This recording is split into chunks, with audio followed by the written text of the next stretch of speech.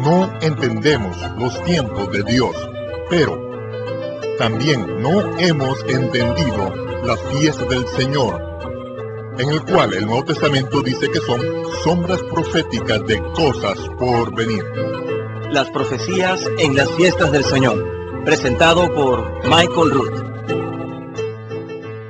Shalom, este es Michael Root en los jardines del Ofel en Jerusalén. Ese es el día que usted ha estado esperando toda su vida. Su percepción del mundo cambiará. Las cosas no serán igual. Se han colocado la base para los pasados 9 episodios de esta serie. Ahora estamos listos para dejar atrás nuestra mentalidad gentil occidental conforme exploramos el registro bíblico relacionado con la pasión del Mesías desde una perspectiva judía o hebrea. Ese es el cambio de paradigma que usted ha estado esperando toda una vida. Las fiestas del Señor durante la primavera eran las celebraciones que se ensayaban anualmente que ilustraban la venida del Mesías como el sacrificio de expiación. Ahora usted va a ser testigo del cumplimiento de este ensayo. Recuerde, todo lo que le estoy ofreciendo es la verdad, y nada más. Únase a nosotros en los estudios de televisión de Lester Summerall, donde esta presentación de multimedia sobre las profecías de las fiestas del Señor fue grabada ante estudiantes de profecía bíblica, reunidos por el Club de la Profecía. Ese es el curso Profecía Bíblica 101. Ahora, el episodio número 10 en la serie de 26 partes sobre la profecía en la fiesta del Señor. El Mesías cumple la Pascua.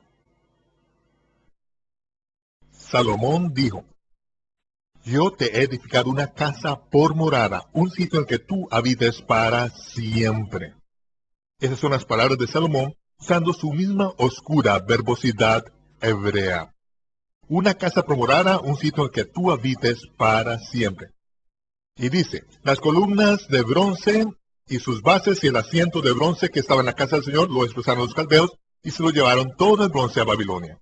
Y dice que las columnas eran de 18 codos de altura, dando todas las dimensiones. ¿Qué altura habíamos dicho que tenía el capitel? 5 codos. 5 codos. ¿Por qué 5 codos? Cuando saquearon el monte del templo solo eran 3 coros, pero cuando desmontaron todos los pedazos de bronce para llevárselos, aún tuvieron que ver qué hacer con los capiteles de 5 coros. Aún quedaban 5 coros una vez que hubieran desmontado las columnas. Ahí tenemos la descripción del suceso según las escrituras y lo que ahora podemos ver arqueológicamente. Esa es la historia de cómo y dónde ocultaron el arca del pacto. Quisiera llevarles ahora al cumplimiento de las fiestas del Señor y a los días de los panes sin levadura en el año 4029. A fin de poder hacerlo, lo primero que tenemos que hacer es describir que cada una de las fiestas del Señor tiene una iniciación, para luego tener un cumplimiento intermedio y uno final. La fiesta de la Pascua tiene lugar al principio del año, en el mes del Aviv. Cuando se ve una primera rodaja de la luna nueva en el mes del Aviv, sabemos que 10 días después será preciso escoger el cordero pascual, tal y como se hacía en la tierra de Egipto en el día 10 del mes de Aviv. Este es el ensayo de lo que se hace en Jerusalén para la Pascua. El sumo sacerdote se irá de Jerusalén para ir a los campos de ovejas en Betlehem, donde se crían y se preparan para el servicio del templo. Luego llevará al cordero a la ciudad y durante 4 días lo examinará, y al final de esos 4 días el cordero será declarado sin defecto. Y esa misma tarde, la del día 14, que es el día de la preparación, matarán al cordero junto con miles de otros corderos que han sido criados por los padres de familia de cada familia que acuden a Jerusalén para la fiesta. Entonces llevan a los corderos al monte del templo y se les mete en el horno antes de que se ponga el sol, pues el día del Shabbat solemne de la fiesta de los panes sin levadura. De modo que cuando se pone el sol y se ha asado el cordero, lo sacamos y comemos su carne con las mejores hierbas y los panes sin levadura. Ese es el cedro de Pesach, en el Shabbat de la fiesta de los panes sin levadura. En los siguientes días, 7 días después, tenemos otra santa convocación, otro ensayo sagrado. Es el Shabbat solemne del día 21, y es en ese día cuando cruzamos el Mar Rojo. de modo que es un recordatorio de esa actividad. En ocasiones, durante la fiesta de los panes sin levadura, que tiene lugar en esa semana del 15 al 21, tendremos un sábado semanal y el día después de ese Shabbat, cuando se pone el sol, ha llegado el momento de los bikurim o la cosecha, los primeros frutos de la cebada. Esto es después de ponerse el sol, de modo que es el primer día de la semana. Los sacerdotes cruzan el puente del valle de Cedrón y van a la parte del monte de los olivos, donde el día 14 prepararon 10 omer, los montones de cebada sin cortar. Cuando se pone el sol durante el primer día de la semana, después del sábado semanal, se cosechan esos 10 omer de las gavillas de cebada, cosa que se hace públicamente. Luego, se procesan esos 10 omer de cebada durante la noche, y a la mañana siguiente, el sumo sacerdote entra en el lugar santo y mece la ofrenda de los primeros frutos de la cosecha de cebada, meciéndola en el templo. Ese mismo día es el primer día en que empieza a contar el omer. Contamos 50 días y llegaremos siempre al primer día de la semana después de 7 sábados. Entonces es la fiesta de Shavuot, la fiesta de las semanas, la fiesta de Pentecostés, que significa 50avo, debido a que es el 50avo día de contar el omer. Esto es algo que tiene lugar cada año. Después de enseñarles este gráfico, quiero llevarles al monte Moriah y el 10º día del mes de Aviv. En lo alto del monte del templo ven ustedes que en el día 10 del mes de Aviv, el sumo sacerdote se marchaba del monte del templo y salía por la puerta del norte de la ciudad de Jerusalén. Vemos que sale del monte del templo siguiendo un sendero que ha sido preparado por los levitas, que están pegados unos a otros, mirándose unos a otros, y están allí en pie con esas grandes frondas de palmeras en sus manos, abriendo paso al sumo sacerdote para que pueda salir del monte del templo, casi 3/4 de milla al norte de la puerta. En la puerta del norte, el sumo sacerdote deja tras de sí un gran contingente con cientos de Kohanim o sacerdotes que están allí esperándole mientras él y los que lo rodean salen de los rediles de las ovejas de Belén y escogen el más perfecto ejemplo del cordero de Pascua para ese año, un cordero de macho de 1 año. Cuando el sacerdote regresa a la ciudad y llega a la puerta del norte que ven ustedes allí, la puerta de Damasco, como se llama ahora, es entonces cuando los sacerdotes le abrían paso para que entre en el centro y comenzará a pasar por la puerta, que es cuando los sacerdotes empiezan a clamar: Hosana en las alturas, bendito el que viene en el nombre del Señor. El motivo por el cual están reunidos todos los sacerdotes hombro con las frondas de palmera es porque hay más de 100,000 personas que han venido de toda la tierra de Israel y de toda esa parte de Asia, regresando a Jerusalén para la fiesta. Al entrar traen consigo ramas de cedro, frondas de palmera y ramas de pino, y las traen a la ciudad. Al entrar en ella y tratan de conseguir sus apartamentos, y cada rincón en la ciudad de Jerusalén está abarrotado de gente, llenándose cada uno de los dormitorios adicionales, llevan sus ramas de palmera y sus ramas de cedro, y las apoyan sobre las paredes de los lugares donde se alojan, de modo que todo lo verde del campo en las calles de Jerusalén es muy abundante en esa época.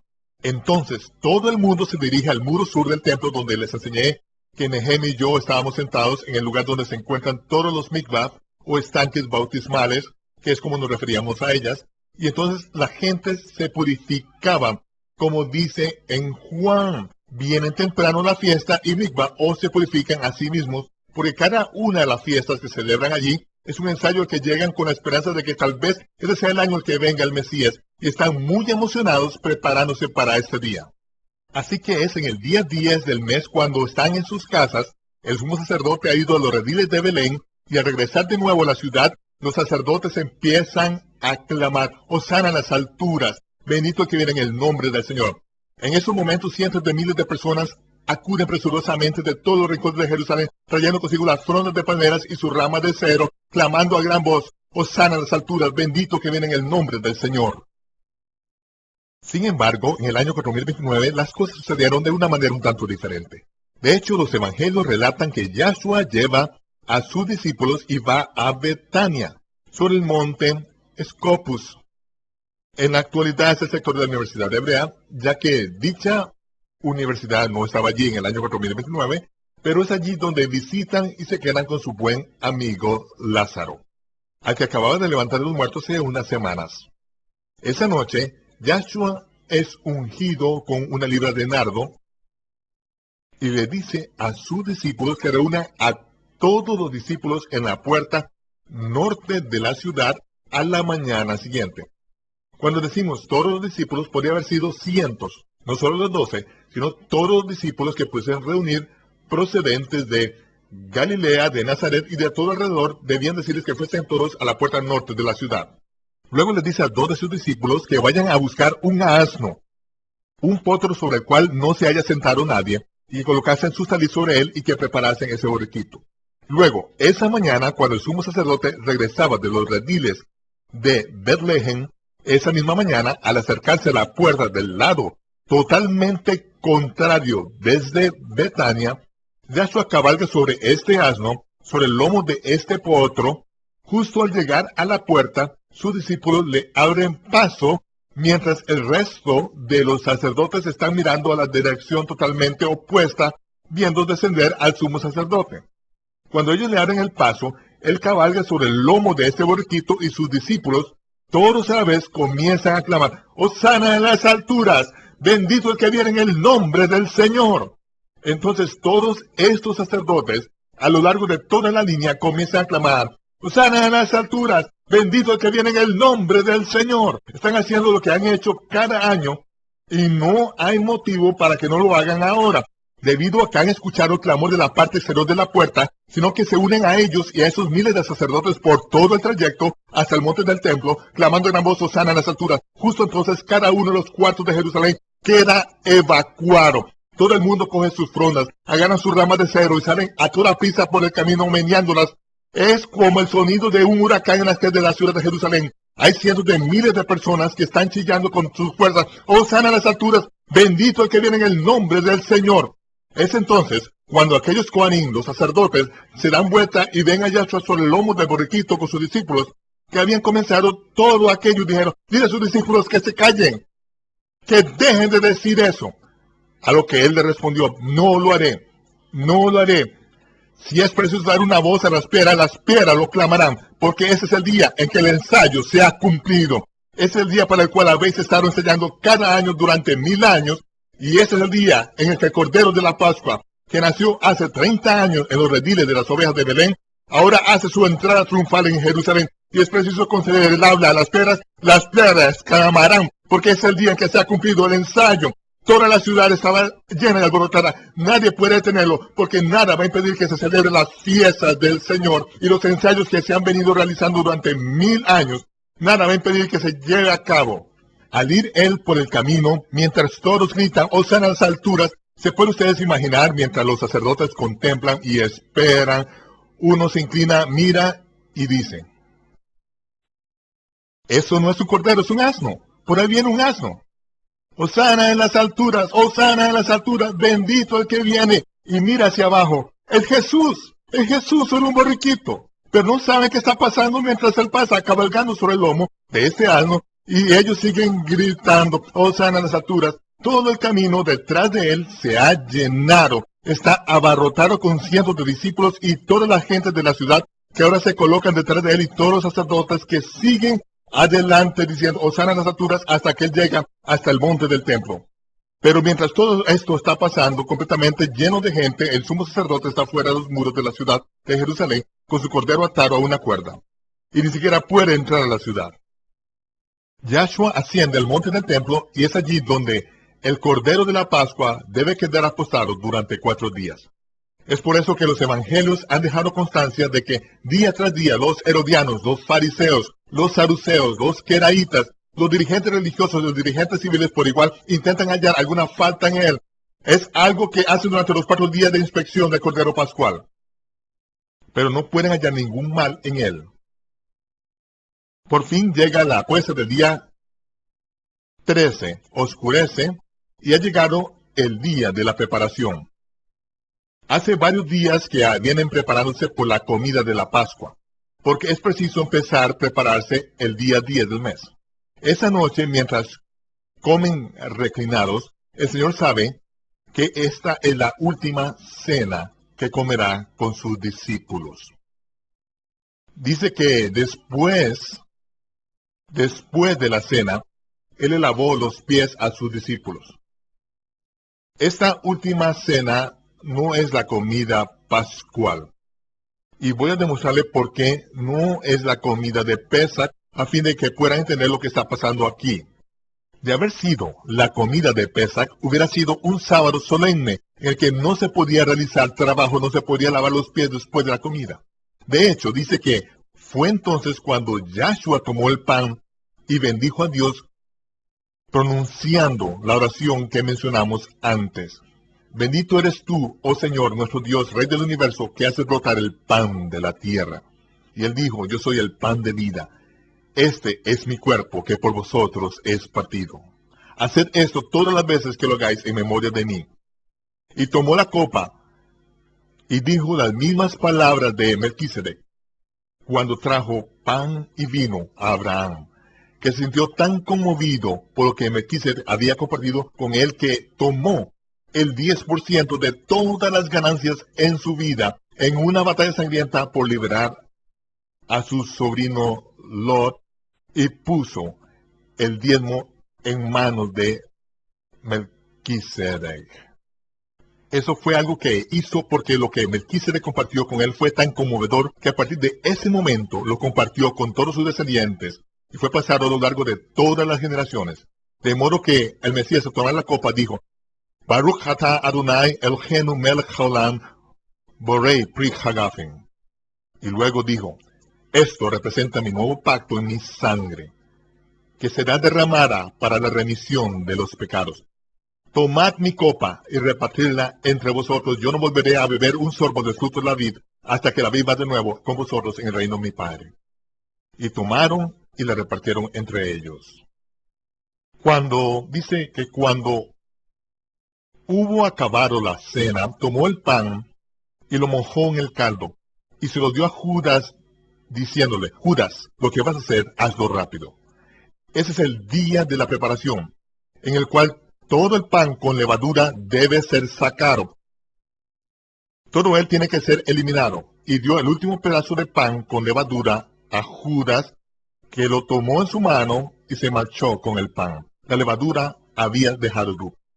Cuando le mandó salir, el resto de los discípulos pensaron que había enviado a Judas a comprar algo que necesitarían para la fiesta o para dar algo a los pobres. Pero si se hubiesen limitado a comer la fiesta, no hubiese sido posible mandar a nadie a comprar algo por ser el sábado solemne. Y no hubieran necesitado comprar algo para la fiesta porque acababan de comer. De modo que la última cena no fue la comida de Pascua. Ellos pensaron que debido a que él era el tesorero, iba a salir a comprar algo que necesitarían para la comida de la Pascua o para dar algo a los pobres para que tuviesen una buena Pascua. De manera que Judas se fue y vemos que más tarde el Señor salió al huerto de Getsemaní, donde fue arrestado. Cuando fue arrestado, fue llevado a la casa de Anás, el suegro del sumo sacerdote, y luego a Caifás. Tras un simulacro de juicio allí, fue llevado al cuadrante norte, como ven ustedes en su mapa, en el cuadrante norte del monte del templo. Fue allí donde fue llevado a la sala del juicio de Pilatos muy temprano en la mañana. Y dice que cuando fue llevado a la sala del juicio de Pilatos, Pilatos tuvo que salir para averiguar de los dirigentes religiosos de qué se le acusaban. Porque los dirigentes religiosos se negaron a entrar en la sala del juicio debido a que no querían profanarse. Los líderes religiosos no querían profanarse de modo que pudiesen comer la Pascua. ¿Se ha comido ya la cena de la Pascua? No, porque es el día de la preparación.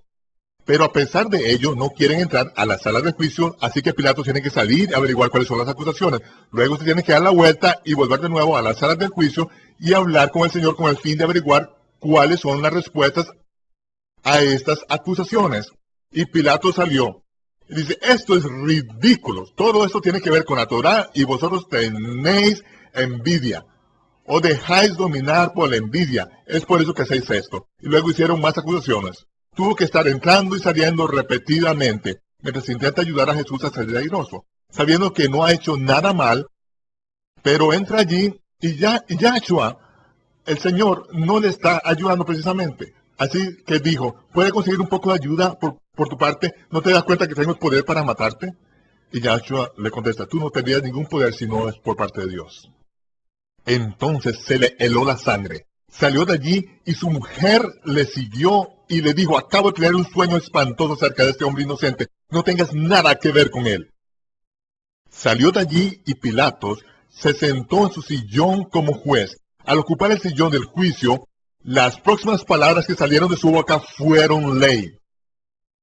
Y era a esa hora que se suponía que el sumo sacerdote debía estar en lo alto del monte del templo, concluyendo su inspección de 4 días de duración del Cordero de Pascua. El sumo sacerdote estaba un poco ocupado esa mañana, pero Pilatos está sentado en el asiento del juez y de su boca salen las mismas palabras que el sumo sacerdote había pronunciado a ese mismo momento cada año durante 1000 años. A la conclusión de la inspección de 4 días de duración del Cordero de Pascua, Pilatos abre su boca y dice, no halló falta alguna en él.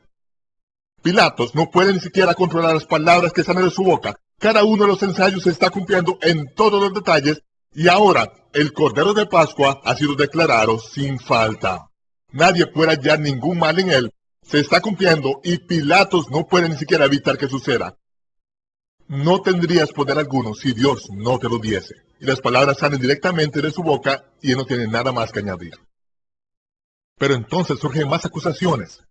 Pilatos no puede resolverlo, de modo que finalmente dice, está bien, llevadlo y crucificadle. Y ellos le responden, no tenemos la autoridad para hacerlo. Presionaron a Pilatos emocional y políticamente, y por fin logra que le peguen una paliza a Yahshua, sangriento y herido.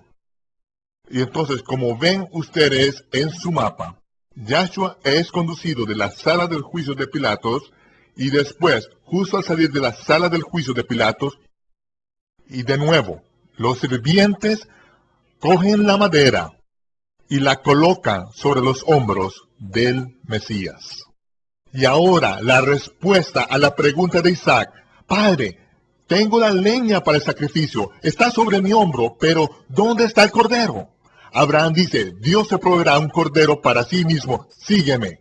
Y ahora, el cordero de Dios, con la leña para el sacrificio sobre sus hombros, camina hacia ese mismo sendero por el cual el padre Abraham condujo a su hijo 1000 años antes, llevándole a lo que fue el pico más alto del monte Moriah, donde Abraham edificó un altar de piedra y ató a su hijo a la leña del sacrificio. Ahora se encuentra todo cincelado y Dios ha preparado un lugar de altar para su hijo, y su hijo está atado al leño del sacrificio en el mismo lugar. Y es allí, durante el mismo periodo de tiempo que él permanece en la cruz, están siendo sacrificados miles de corderos pascuales esa tarde en el monte del templo, miles de sacerdotes situados en largas filas. Desde el sector del sacrificio hasta el altar de bronce recogían la sangre de los corderos en cuencos de bronce bruñido, los pasaban de un sacerdote a otro y luego rociaban la sangre en el altar. A continuación se daban la vuelta y pasaban los cuencos de nuevo por toda la larga línea de sacerdotes para que recogiesen la sangre de los próximos corderos que están siendo sacrificados uno tras otro. Ritual que realizaban bajo el sol abrasador del mediodía. El sol brillaba a través de la sangre y se reflejaba desde los cuencos de bronce pulido. Era como relámpagos dorados que se disparaban desde el monte del templo, pero este año hubo tinieblas en toda la tierra.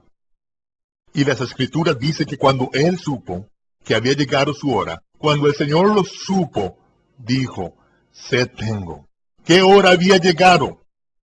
Fue cuando se hubo ofrecido el último sacrificio de los corderos de Pascua, cuando el sumo sacerdote escogía el último cordero, el más perfecto cordero de Pascua. Y era cuando por fin el cordero era finalmente sacrificado, que el sumo sacerdote, después de todo aquel trabajo, diría, sed tengo. Entonces, se pararía un momento para mojarse la boca y para llenarse los pulmones de aire y hacer la proclamación final desde el monte Moriah. Cuando el Señor supo que había llegado su hora, dijo, sed tengo. Ellos tomaron una esponja, la untaron en vinagre y se la llevaron a sus labios. Entonces, él se tiró hacia arriba con su último esfuerzo contra aquellos clavos que le atravesaban las muñecas. Tirando con sus piernas una última vez, se llenó los pulmones de aire. Y entonces las mismas palabras que había pronunciado el sumo sacerdote en ese mismo momento durante 1000 años, al ser sacrificado el último cordero de la Pascua, exclamó: ¡consumado es! Inclinó su cabeza. Se produjo un terremoto y las piedras se abrieron. Y el Espíritu Santo, que descendió sobre él como una paloma, cuando Juan el Bautista le bautizó, el Espíritu se marchó. Él había muerto. Michael Rood regresará en tan solo unos momentos. Sí, él murió. Todo estaba consumado, pero no se había acabado. Lo que sucederá en los siguientes pocos minutos cambiará el curso del mundo. Lo que sucederá durante los siguientes pocos días cambiará el curso de la eternidad. Dentro de 4 días se pondrán en movimiento acontecimientos que alterarán la civilización occidental tan radicalmente que sería imposible especular cómo luciría el planeta hoy si los eventos no hubieran sucedido exactamente en la manera en que lo registran las escrituras hebreas. El arca del pacto fue escondida por Jeremías 500 años antes, y en nuestro próximo episodio vamos a averiguar lo que le pasó al arca en ese día tan memorable de la historia humana.